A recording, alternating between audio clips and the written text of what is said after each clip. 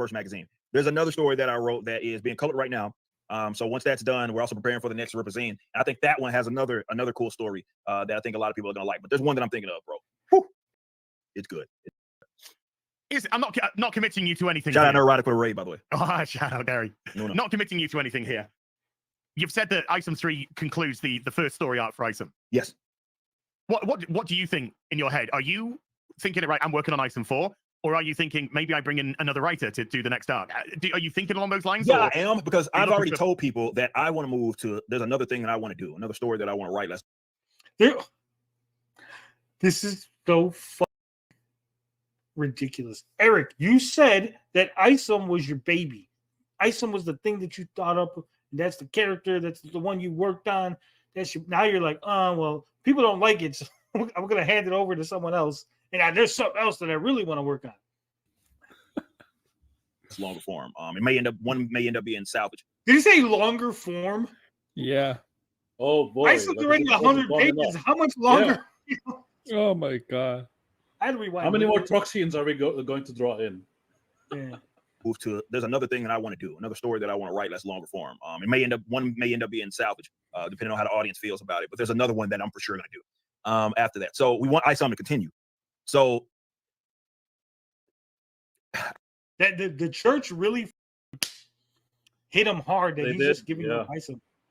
Because remember, I named this after my great granddaddy, Isom Knox. I love Isom Knox so much. I want to dedicate this book to Isom. That's why it means so much to me. And these people trying to take my granddaddy name from me. This is the greatest book ever. I don't understand. I'm gonna give it to someone else. You can rap. You can rise. Makes no fucking sense. And all his fans will be like, well, no, see, this is perfectly logical, Tony, because he's established a character in 3 books. He did an arc. That's it. I have a writer in mind that I know knows the character in and out. Saska's are gonna write everything. Yeah, it has to be the Saska's, yeah. He's like Jen. Jen knows everything about Isom. We had long conversations on the phone discussing Isom.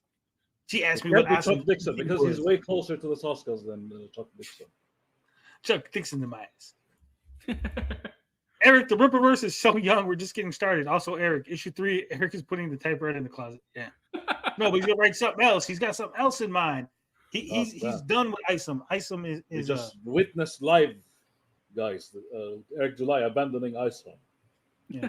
Crazy. Abandoning Isom just like his daddy abandoned him. Oh. Cycle continues. You see when they say like, you know, when you grew up with a single father, then you abandon your kid, like it's a cycle, the cycle of violence. This cycle of abuse. Life. Yeah. He doesn't have kids to leave, so Isom's the next thing. This is ignore Superman. Focus on the other DC characters. I would say Superman. You know what? You could go away for 5 years. We're just gonna focus on these characters. Wizard says Eric just wants everything. He seems to be falling into the trap of jumping the gun with all this extra stuff connected to the Rippaverse, but hasn't even told the story yet. Exactly. Like Pyro says, in fairness to Jim Davis, Wikipedia indicates Davis wrote and drew Garfield on his own until the 90s. And even now, he still writes and sketches it.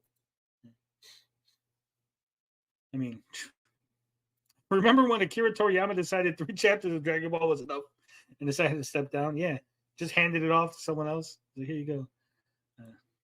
Graded my character. I've done my job. But yeah, I got to trust him. How does that feel? Does it feel like you kind of lose a little bit of control? How does it feel? Or is it like a father going, I'm not quite ready for my son to leave home yet? You know, I got to trust him, bro. Of all the characters I saw, that's basically him admitting. Here's what I think is going to happen, guys. I'm 100%. This is my theory.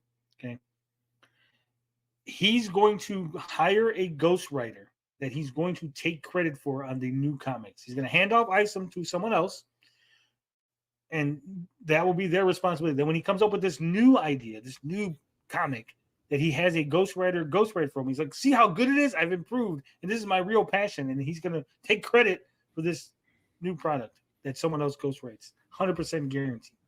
I can see that one. Like, he is a very different kind of, because he doesn't want to fail. He doesn't want to feel like he's failed. And everyone said you suck at writing. And people were going, you shouldn't have wrote this because you're bad at this. You should have had someone else do it from the beginning. Story, and I know the Saska's talked about it, like how once people find out like a lot more about him, and and how he came to be the man that he is. There it It is very unique. It's nothing that you've heard of so far. And How he became the man that he is. The Saskas told you that? The Saskas said that, not you. You should have known. yeah, of all the characters, obviously it's near and dear to me. All of them are, but Isom obviously holds a special place because I launched the universe based on him, right? It was everything was like a branch, right? Coming from Isom 1. And it's gonna be very difficult to let people. I have to do it. I recognize I'm gonna at some point someone else is going to need to, because the demand. You didn't say at some point. You said in number 4. You literally were like, I'm going to finish this arc and then that's it. I'm getting out of here. You're 18. I'm leaving. And is out there. They got to do an Isom story. Who's that's going to be, we'll see. But yeah, I am for sure though. After Isom 3, going to be moving to there's another project that I have in mind, and I'm already. If the audience loves salvage, Bart Sears already said he's ready. So we have to commit to a longer form salvage, but there's something else that I'm already doing as well after Isom 3 completes. So damn, that's just, look at that face. That's defeat. Yeah. Tell me, Katie, you clipped it. You clipped that. Tell me that was a clip that you did, because Eric July admitting defeat, just hanging up the boots. Hang in there, Tony. Maybe it's a sign. Maybe it's a realization. He'll hang. If the character is near and dear, why not put the time into actually developing him? That's what I'm saying. Yeah. He thought that writing a comic was going to be real easy. He's criticized comics. Because criticizing is easy. It's easy to know what's wrong. It's hard to figure out how to fix it, right? I can tell you what's wrong with a car and go, yeah, that hood is crushed in. Those tires need air. The engine is exploded. I can't put it together. Now fix it. I can't do that shit. I can point out the wrongs.